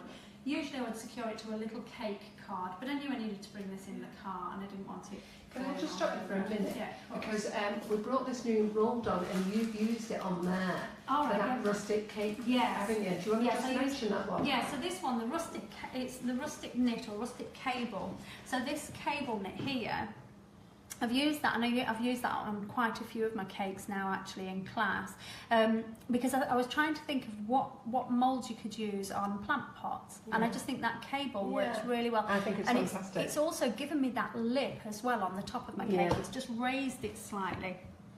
I've just sort of bent it over the top, and again, I'll show you how to do that in the book anyway. And then when I've come to the corners, I've put my second one over the top, and I've just cut through with a craft knife through both pieces to my corner, and then obviously peeled it up taken the waste bit off and stuck it back down again, and it fits. And the other thing about this is you can stretch it without distorting the pattern. Oh, can you? Yes, yeah. And the same with and this it's good one. because in that mould you get quite a few things there. Yeah, You've got the bubbles. buttons are beautiful. Yeah. You know, I've just been making some Christmas cakes. I won't talk too much about them, but some Christmas cakes for Karen that you'll see on her website at some point. And I've used this one for that. You know, it's just a beautiful mould. Well, we've got that in stock, everybody, if you want to know about it. And I've actually used it here around the bottom of this cake as well, the plaited bit.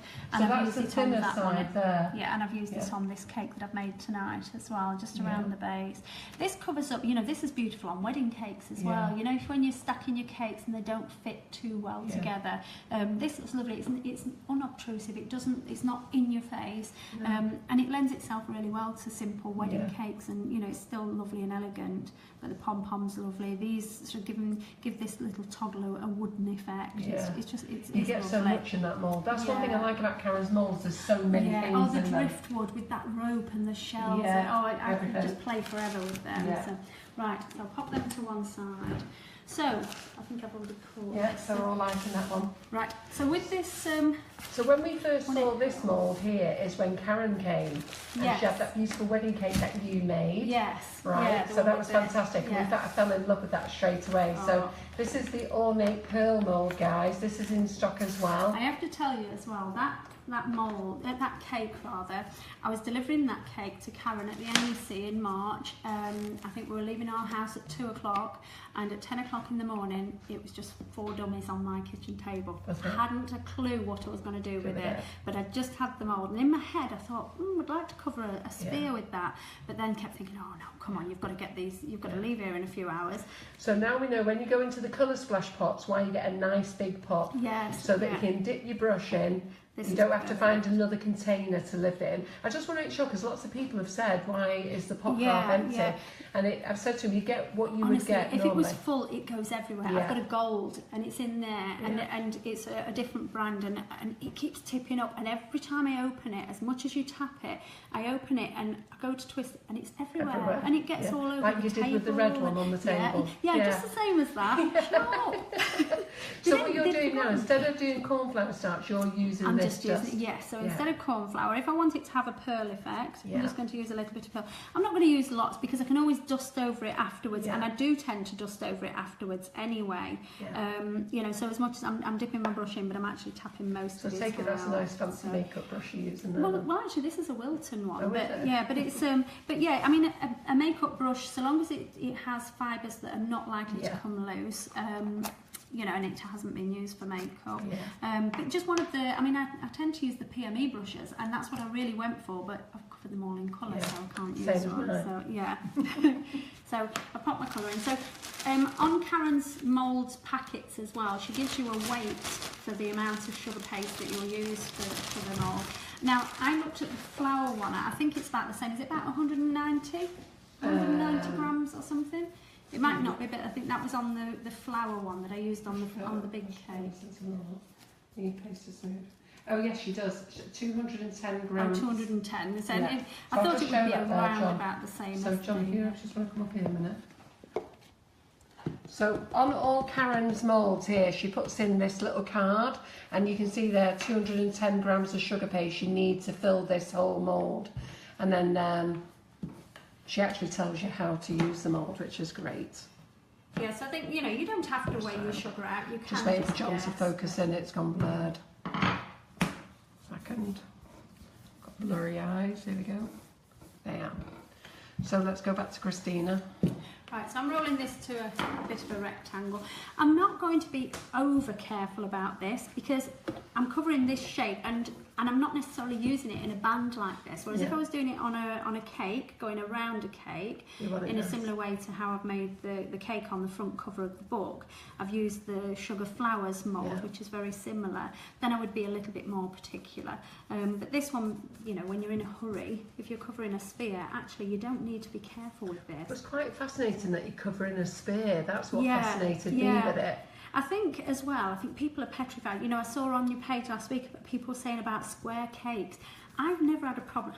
I've never had a problem with square cakes. No, I've never had a problem with square cakes because it's a mindset. I think if you think with a square cake, push all of those excess folds to your corners, because Yeah. that's where you need them. So flatten your sides, and that excess sort of gathering, if you like, will be on your corner, and that's where you need it. So you can just pull it in on your corners and it'll be fine. And I think with a sphere, you know, people say, oh, I'm petrified of it, but actually, have you ever tried to cover one? Because Well, I it's must admit, that's why I stick with my buttercream rustic all the way. yeah.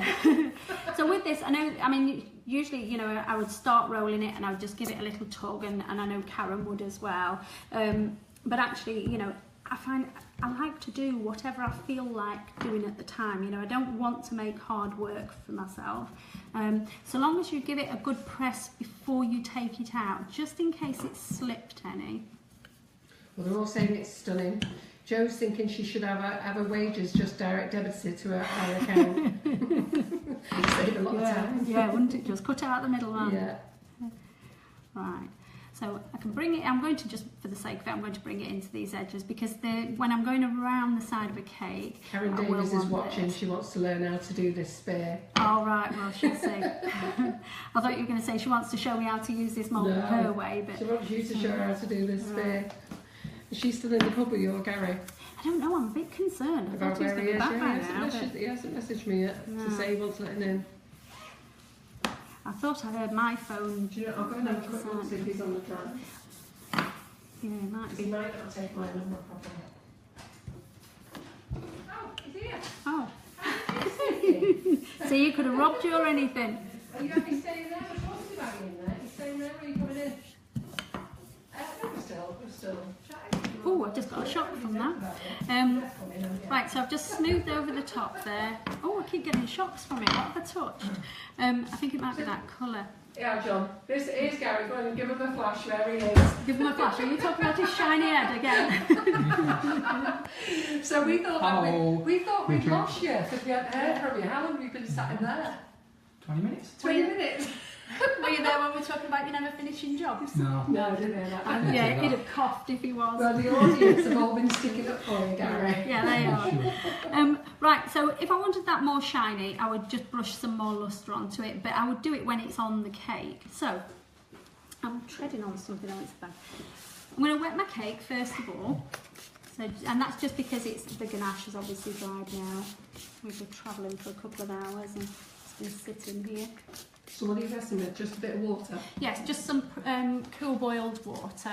I'm just going to dry the board though, because if the fondant drops onto the board, I want to still be able to use it. I don't want the outside of it to be all. Right, I'm going to choose the front, but the front might change, so it depends, you know, if you make a mess, then fair enough, you We make can a mess. change our mind. Yeah, so what I want to do is try and cover as much of the front with as much of the one strip as I can. If you're going to have joins, let's try and hide them somewhere. And I find by making it reminds me a little bit of like a headscarf, how I wrap this around. So I'm going to start down here. Oops. And I'm going to bring it over the top. So can you see I'm up high there and I'm down low around here. Yeah. So you have gone round a good way round, haven't you? Yeah, and it almost sort of meets yeah. itself, and just tuck that in. Good. And use the flat of your hand so that you're not squashing out those pearls any. So we've got a few ladies here with a big wish list for all Karen's moulds. Oh, yes, I think I had a big wish list and now I've got a big drawer full. So poor Trisha, the drip's going in a few minutes. You haven't got long left to watch it. Oh no. Get them nurses, Trish, to tell you all about it. You can catch up tomorrow. Right, all I'm doing now, where that cut edge is, because that's fine if it was going around a cake, we'd want a nice neat edge. But actually, I want to give it a more rounded edge, a more rounded profile, because I'm going to be joining some more pearls to that. So if I just use my Dresden tool and just push this out of the way. Yeah. And don't worry too much about it. Again, I'm rushing today, but don't worry too much about it. But what I'm also going to do is with my Dresden tool, tuck the bottom under. Yeah. So I'm almost bringing the roundness of those pearls over the top.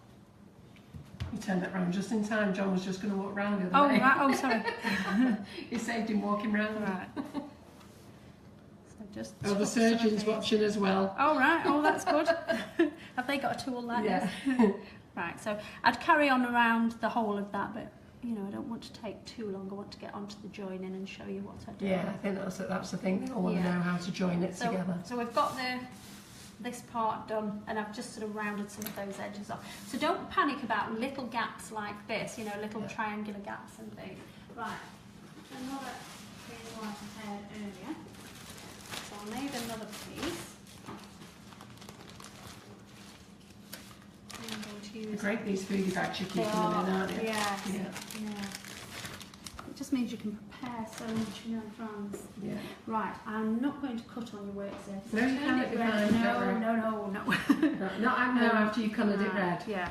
No, She's yeah, I know. she's down to work Yeah, Gary, surface you've red. got another job to do. Right, so here, I don't want to start working with a huge piece of pearl, so let's just cut this down a little bit. Actually, I won't use that bit because that looks like I put a tool on top of it. I'll put it down here first of all. Right, I want to get a rough idea of what sort of shape I want, or what sort of shape I need. So I'm going to go in about here. So I'm just checking now, and I want to see what I need to cut off down here. So you can look under here. You can either use your scissors, or you can use a craft knife, you could use a palette knife. I'm just looking underneath, and I'm angling my scissors underneath those pearls. Yeah. I don't mind if I don't get a proper join. I'm not sure whether to show you the camera or you the camera. No, that's all right. But I don't mind if I don't get a proper join, because I'm going to show you how I put the extra pearls in there. And actually it helps to put extra pearls in, because then you don't get that harsh line. So that's the first one.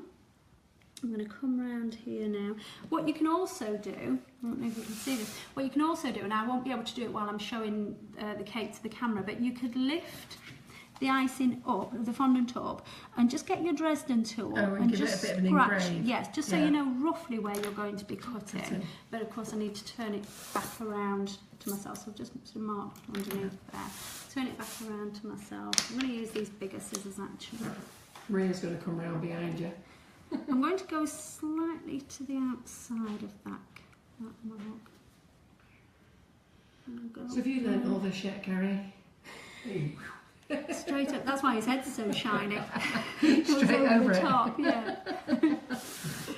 Right, I'm going to cut roughly now, and I'm going to cut a little bit more out after. You're very good though, because I always see you at the cake shows. Oh, do you know, he is brilliant. I'm only going to say this now once on camera. He is brilliant. He's good, very supportive. But it's not perfect, so don't look getting any ideas. No, he is supportive. I couldn't do my job without him, you know, and I will admit that, and he knows it. So Adele's just said, you are a credit to the KD team. Most informative and fun video I've seen in ages. Aww. Well, the good thing is we're an hour and 40, so keep going. Oh, John's not moaning about his back yet either. don't remind him. Oh, but no, back pain. Well, I'm really glad, because he moans at me for being the longest one. Oh no, I'll be going, gosh, she can talk, can't she? So do you see, as I'm, see that, now you're laughing, that means you'd already got You it got ready a comment to out, say. John, there. I laugh.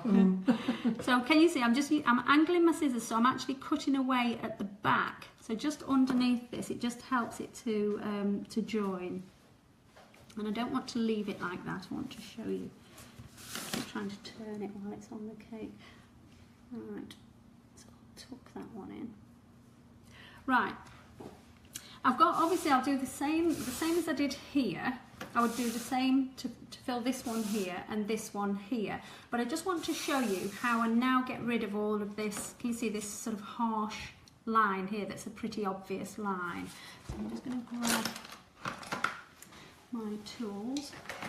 So I'm going to use a selection of either my bone tool, my ball tool, my plastic ball tool, and my metal ball tool. You could even use a paintbrush handle if you wanted to. Anything that's sort of got that rounded end to it.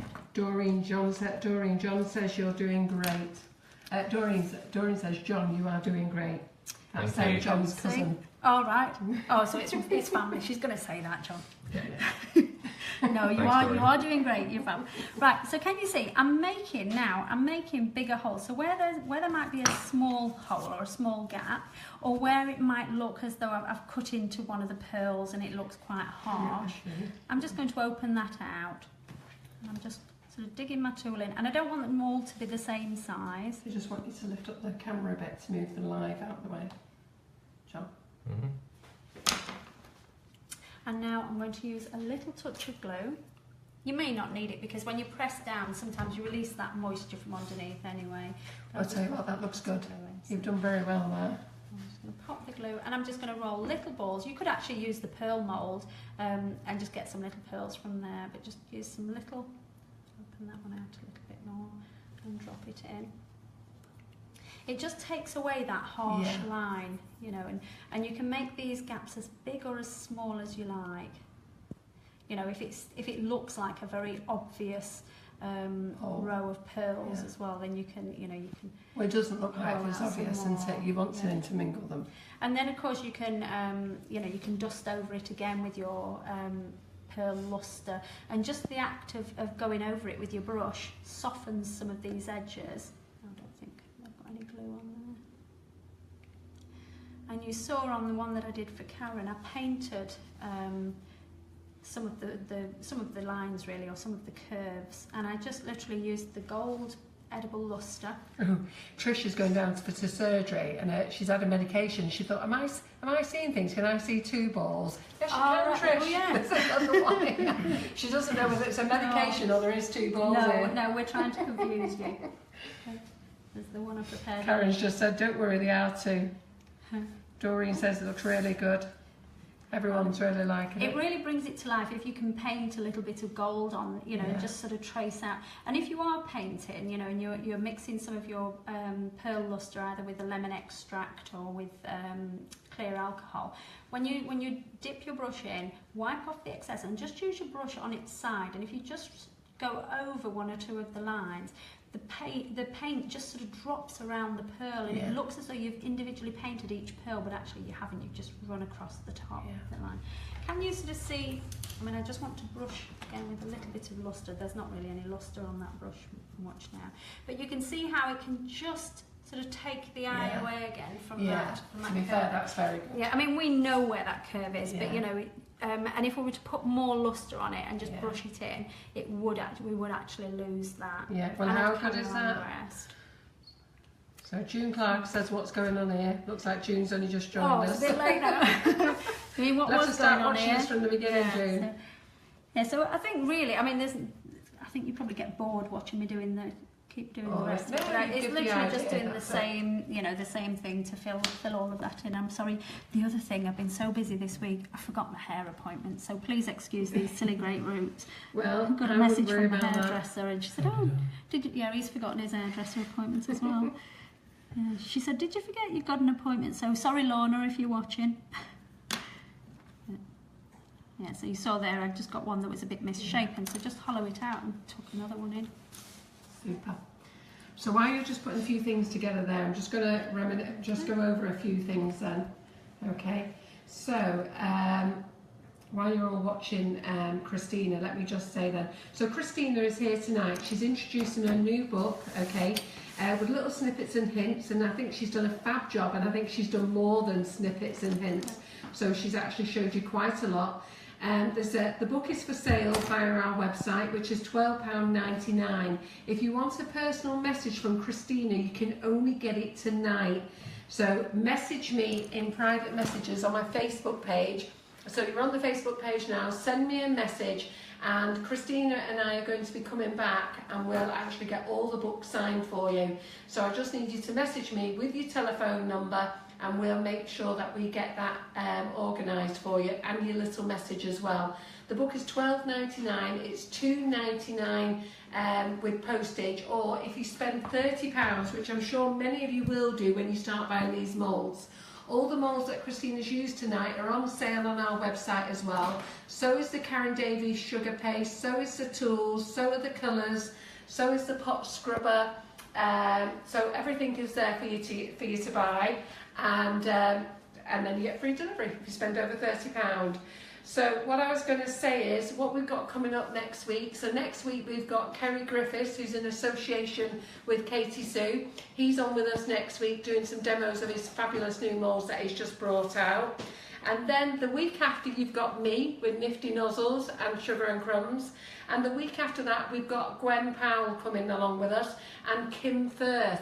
Kim Firth is a cake artist as well, and she's going to talk about sugar paste, and they're going to use the new D-Gate. Dragé Kiss. Pardon? Dragé Kiss. I can't say it. Oh. It's called the Dragé Kiss. So, but I call it degrees anyhow. But short words is the DK gun. So it's ready to be released.